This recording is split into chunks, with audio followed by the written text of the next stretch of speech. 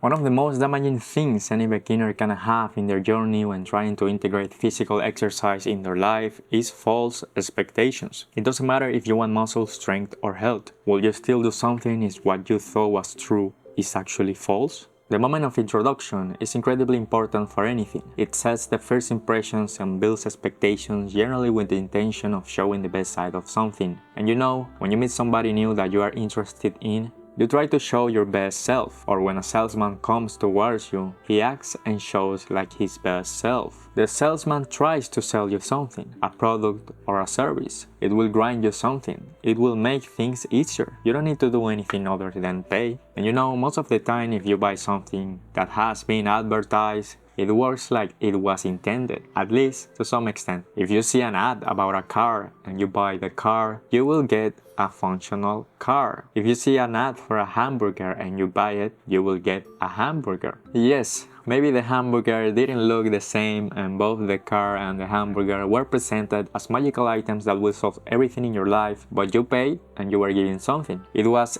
instantaneous and straightforward. But what if the product or service can be received instantaneously? Will you buy a car if you had to build it? Or would you pay for a hamburger if you had to make it yourself? No, you wouldn't. So what can the salesman sell you regarding fitness, towards the building of a greater body, a healthier body, or feats of strength and skill? At first sight, he could sell you equipment that works and involves you doing something against any kind of force, like weights or gymnastic rings or anything you need to put effort into. At second sight, he could sell you things that may aid you in your journey, like protein powder or any other supplement or any other kind of apparatus that may help you. At third sight, he could sell you things that don't work and don't require you to do anything to get what you want, like magic pills or other vibration useless fitness apparatus that don't work at all. At fourth sight comes things that work, like methods or programs to exercise that work, but in order to sell, they must be the best of the best. A program that will get you the best physique you want in the least time possible in an impossible time. If you don't love to exercise, what would you choose? In the same way, the part of you that didn't choose to pay for a hamburger and make it yourself, you will indeed choose to first believe in the fairy tales and choose the path of least resistance. Maybe a magic pill that will make you lose weight rapidly. The only requirement will be to pay me first, or a vibrating ab machine that will give you the best results. The other day, I unfortunately was scrolling through Facebook and I found a video using another woman's physical transformation to promote magic pills to make you lose weight. And as you see the comments, it was filled with older women asking where they could buy that. But unless those pills are dangerous, it is not that of a big deal, because you didn't have to put effort into losing weight. So you will not lose hope in the methods that do work to lose weight, and thus the possibility of them committing to those methods will not disappear. It was always too good to be true, and deep down the older women knew after being disappointed. The false expectations didn't move them away from things that truly work, and the sense of wanting to get things fast was punished. In this sense, we understand that the results that you want, whether invading more muscle, better health, or being stronger, can be sold in the same way that you can buy a hamburger. Nobody can give you a good physique or a better health or stronger joints, tendons, and muscles other than yourself. And so we come to the ultimate programs for the best physique in the least time possible, and even steroid users promoting their training to naturals. Become Arnold in a year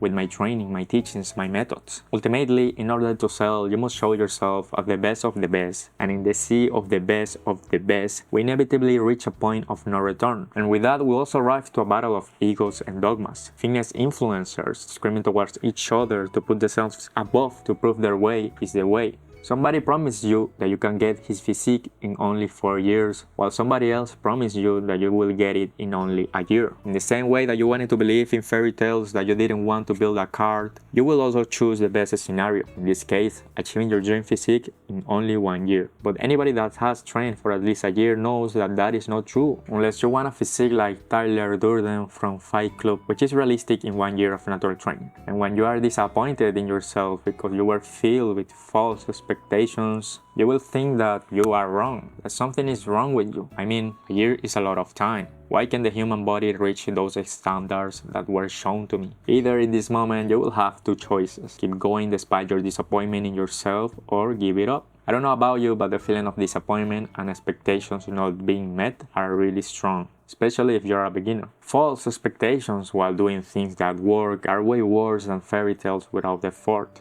because the false expectations of things that work will possibly move you away from the things that work. What is the point of having done something if you are going to quit while being disappointed in yourself? Yes, programs matter. Exercise selection matters. All the things within the program matter to some extent. But if you have trained for at least 5 years naturally in anything, you will know that many methods work and can give you results. That maybe to a beginner, the best to worry about is to train hard, be constant, and avoid injury. In the same way you can buy results, also you can buy patience. And you know, in the obsession for results, the beginner forgets to appreciate the journey and the things that are learned while you exercise. In this case, the most important lesson is patience, which is ironic. The thing you desire so much requires you to not want it fast. Patience is incredibly important. Without it, you literally cannot be constant. Without constancy, you will go absolutely nowhere. And it is exactly the part of you that is screaming for instantaneous things that is bringing you down.